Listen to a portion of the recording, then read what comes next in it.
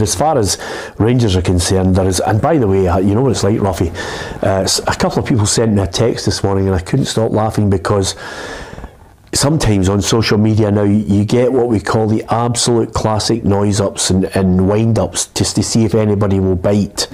And the amount of people on social media talking about and throwing out things like Graeme Souness coming back to Rangers with huge investment, I think it's been kind of a thrown about there to see if they'll all bite on it. I don't see Graeme coming back to Rangers in any capacity.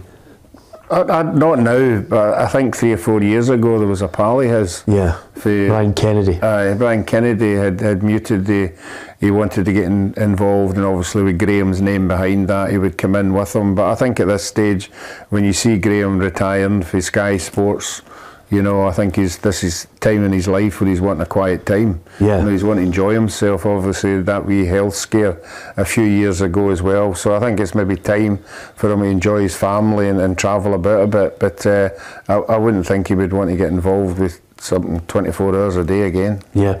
It's funny actually when we're talking about things, David Darcy says Joe Hart has never let us down. I'm happy with him for at least another season. You know, Gregor, who's a big Aberdeen fan, questioning Souness. I mean, we're not saying that there's anything to it, we're just saying I'm giving you the insight into all the mad gossip that flies around with these things. Although the great thing about it, Ruffy, and I remember it well, is when he did arrive, boy, there was, I mean, Scottish football, it really was like an earthquake, wasn't it? You know, when he arrived, I mean, he really actually totally and utterly galvanised Rangers from what they were. I mean, they were a mediocre side at the start of the 80s. Yeah. Aberdeen and Dundee United were the force. Celtic were picking up titles. Rangers were way off it, and he suddenly came in and transformed them. It helped, I have to add, that there was a ban on English football in Europe. Yeah, I'll never forget the day in Mexico. We were sharing with the Scotland team for the World Cup. We were sharing our rooms were next door to each other. And there was an afternoon, we had the day off, and I was sitting outside and we were just having a beer. And I said to him, what are you going to be doing when you go back to Rangers? What's your plans? He says, well, first thing is I'm going to bring up Chris Woods, Terry Butcher, Gregor Stevens, and I'm sitting there, I'm going, what? Yeah. That's the players I said, you've got Colin McAdam and Cammy Fraser and a couple of really experienced Scottish players. Yeah. No, that's what's happening. You know, I'm going to get a spinier team. Yeah. Obviously, you've just touched on it there. The English are banned for playing. So they're my goalkeeper, centre half, centre forward. I can't remember the centre forward they mentioned, but that Stevens and all them, and he was going to build, and Butch Wilkins, he mentioned him. Yeah. We know the now, but time, and I'm sitting there going, wow.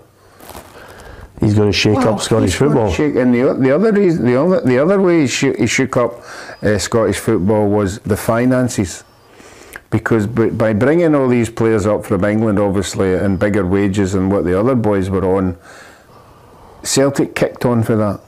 Remember the Celtic players saying to me, we were on this, and then they got it. When he came, we had to have the equivalent range. So their wages all went up. Yeah. So if their wages all went up, I'm sure Aberdeen and Hibs and Hearts and everything, there became a realistic wage structure that because Graeme came and gave all these boys on it, everybody else got a feel for it. Yeah, two things that stick in my mind, Ruffy. One, you were at the heart of, you know, his, I think it was his first big game, was at Easter Road, was it not? And when he was sent off, I mean, all hell let loose that day. Yeah, they certainly did. You know, and I remember after the game, and obviously everyone went upstairs at Hibs, we had a wee players' lounge, and I went up there, and Graeme was at the bar with Terry Butcher, and I went in and I went, well, what about that?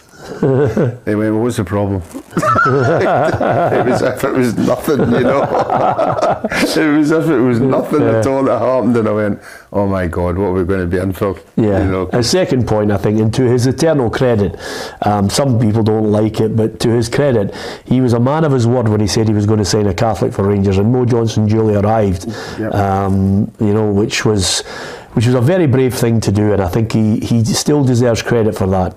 Oh, most definitely. You know. And by the way, we're not talking about 100 years ago. We're talking 1989. You know, it's like. No, I'm talking. I mean, I know a lot of Rangers fans weren't happy with the whole situation. I'd like to think the majority of them got their head round that he'd bought a quality player. Yeah. He bought a player who was going to score goals for Rangers, which he did do. And he was going to help them win things. So I think the be all and end all, that was the most important thing as far as Graeme was concerned. Yeah, some people liked him, some people didn't. He was very much Marmite Graeme Souness for some people. Arrogant. He may well have been a wonderful footballer in my view for Liverpool. I thought he was a fantastic footballer. Some people thought there's two sides to looking at arrogant people. If you're arrogant, you can back it up. On the park, you could do it, Ruffy. Walk, didn't he? He had that, and I think it was the moustache that made him fearless. I think that moustache was. You think so? Right, well, a dangerous moustache. It was very aggressive. It reminded me of Boys from the Black Stuff every time I could see him. Do you remember that Willie Russell play? Gives a job. Yeah. Not exactly great times socially for everybody, but nevertheless, he said. Another thing about it, I think a lot of people accuse him of is being a checkbook manager. You know, he was able to buy at a time when nobody else could compete with him. I mean, Fergie had left, he came in, Celtic certainly couldn't compete with him. Aberdeen hung on their tails for long enough in the 9 in a row. Yeah, but you think, I mean, you probably go through a list of the players. I've only touched on some of them, you know, but I think you could probably add a right few after that. Yeah. I mean, really top international players that he brought to the club. Yeah, absolutely.